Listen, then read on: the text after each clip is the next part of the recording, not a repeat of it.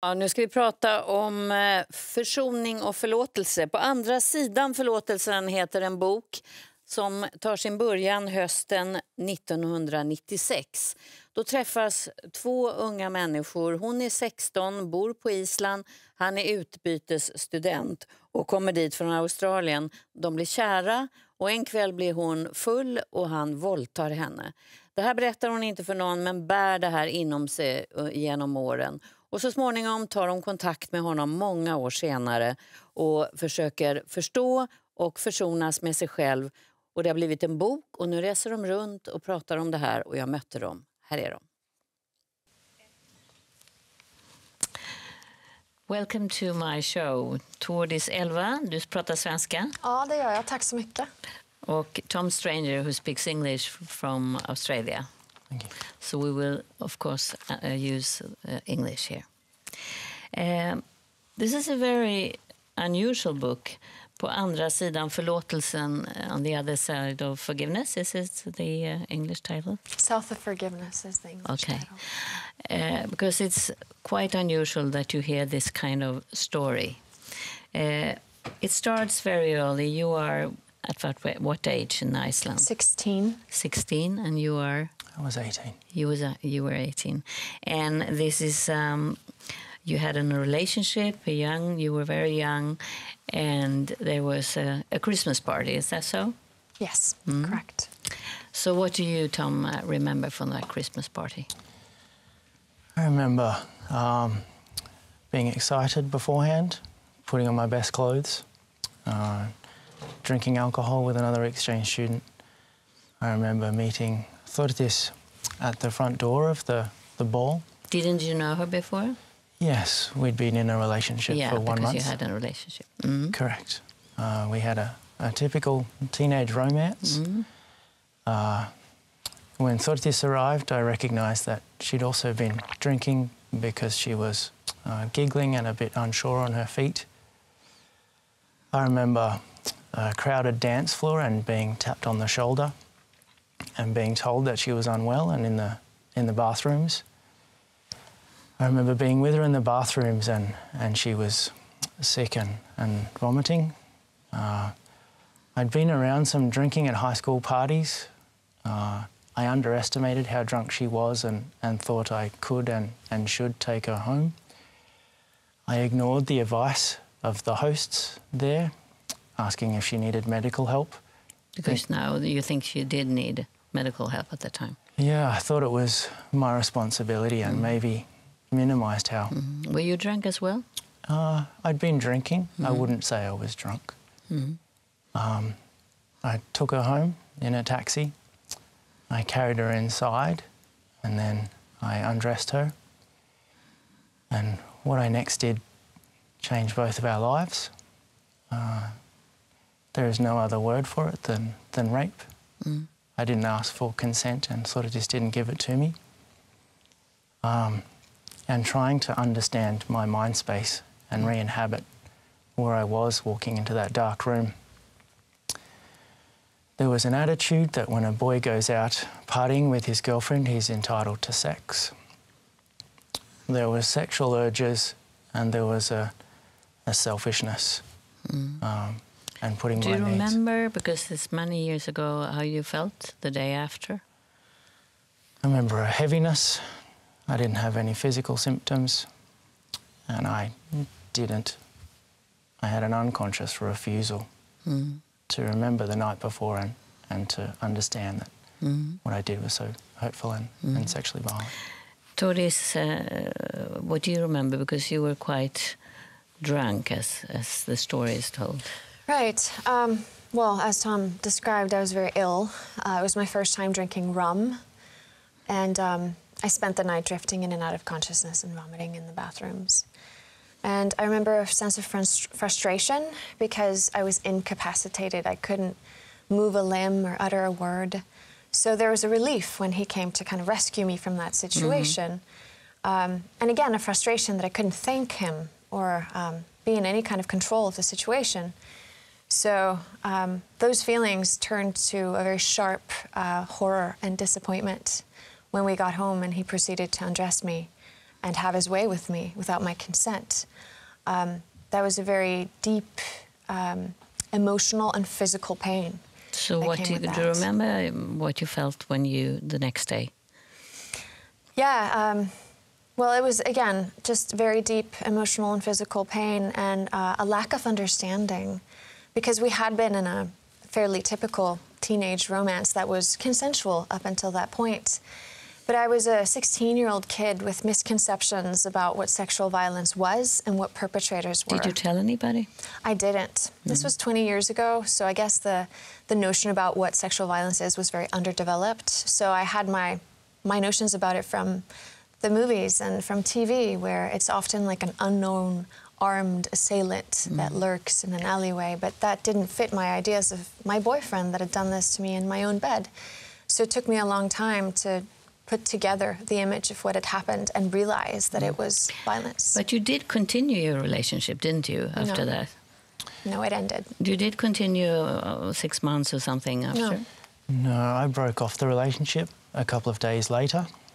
And trying to understand that decision, it was a sense of, I guess, wanting to get away from my actions.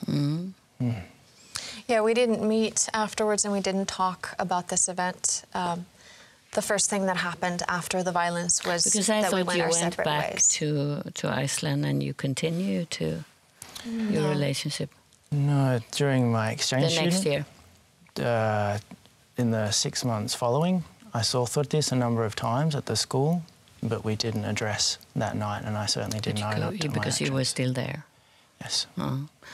Because I thought the two of you met a year after. No, that's not correct. What happened next was I guess a period of denial for both of us. For me, as I said, my misconception hindered me from realizing what had happened to me. And by the time that I did, Tom had completed his exchange program and he was already on the other side of the planet. And my physical injuries had healed. I didn't have any witnesses. And 70% of rape cases were dismissed. So I didn't think I'd get criminal justice. So pressing charges was never an option that I saw as a fruitful one for me, unfortunately.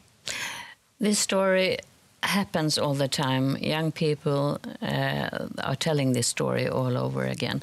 The unusual with your story is the two of you met many years later, and in a mail contact, you discussed what happened.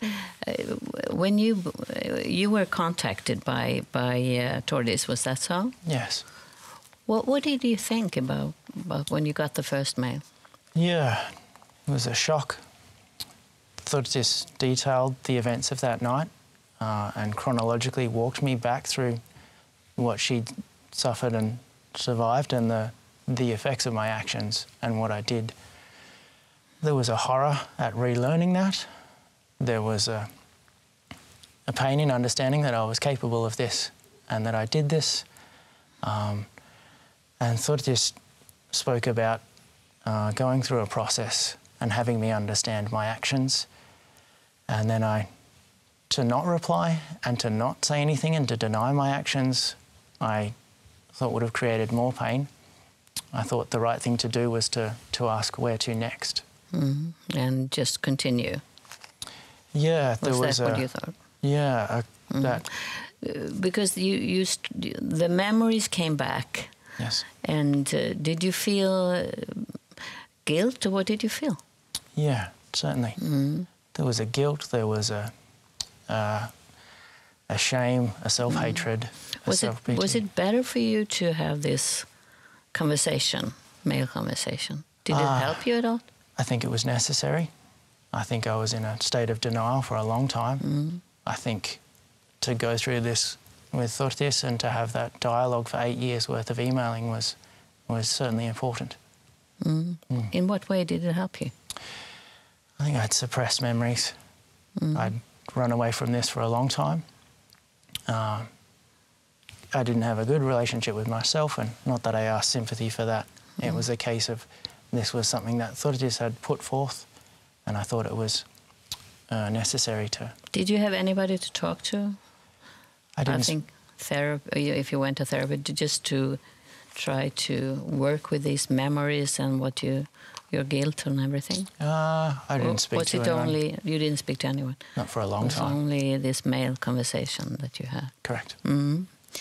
Thordis, you have described that this kind of changed your life, and that you wanted to have this male contact in a special. You had a special mission with that. What was it? What did you want to know? Well, as I said before, the fact that I didn't get criminal justice for what happened to me didn't lessen my need for the responsibility to be shouldered by the person to whom it belonged. For the 9 years that passed between the violence and me sending that confrontational letter was a destructive period in my life. I suffered the consequences. I tried to numb myself and shove my past away because it was too painful to look at it.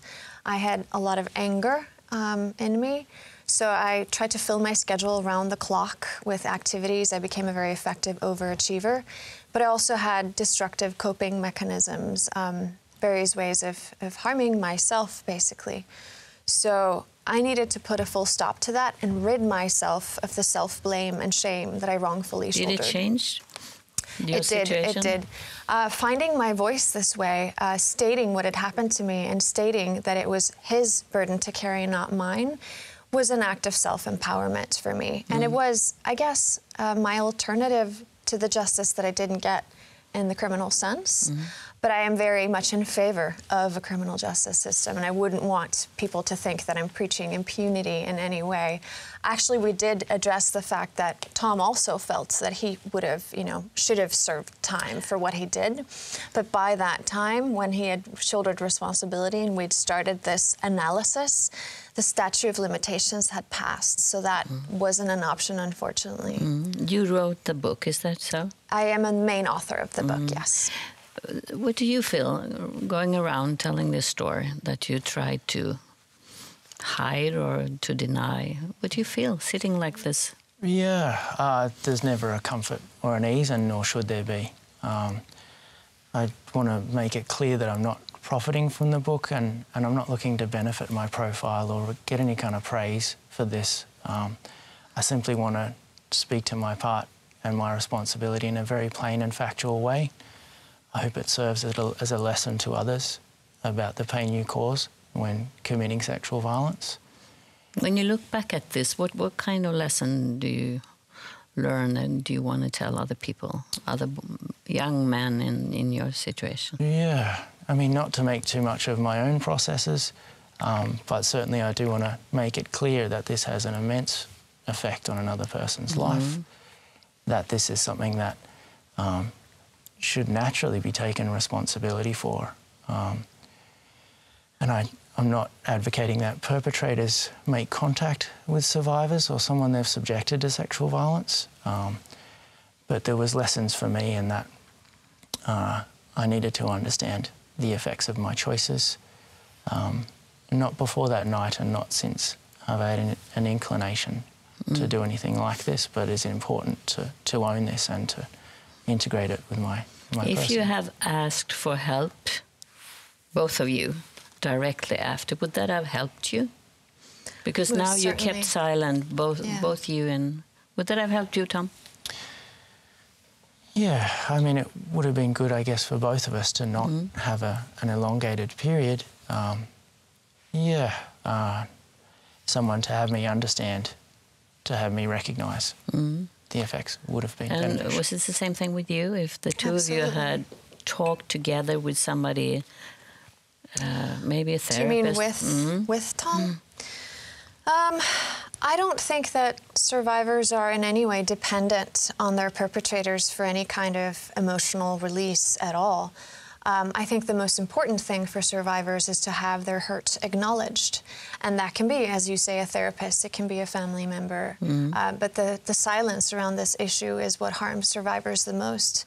And I guess that's, our story is, not a recipe, it's not a formula for other people, but it is an attempt to break some of the silence, especially the silence that surrounds perpetrators, because so often we hear from survivors their stories, and I think that sometimes it shifts the focus to the wrong place, because then we start looking at what they were wearing, what they were drinking, where they went, whom they trusted, as opposed to looking at the person actually responsible and their toxic attitudes. Because you did, I mean, when you started this mail conversation, it was a way of working with all these emotions that you had, yes, and memories. But I was thinking of if you had had that help together with Tom directly after, would that have changed your life in any way? Well, It's of course a very yeah, that's a difficult thing to envision. Yes, I will agree with Tom that the long escapism and denial and suppression of this was harmful, absolutely. I don't know what a process with him would have looked like. I guess that, again, it would have been simpler if we'd gone through like a formal process. And I think that it's imperative that we do have laws that are in place to make sexual violence illegal, of course. So there's an absence of that in our case, but it's not because we chose that. It's because I think we're 2 of the millions of people around the world who fall through the cracks of the legal system. What kind of relationship do you have now? You're going around now telling your story. Yeah, I wouldn't say there's an easy overarching term. There's a collaboration. There has to be pragmatic and logistical decisions, communication, obviously communication around the book. So it's difficult to find a term.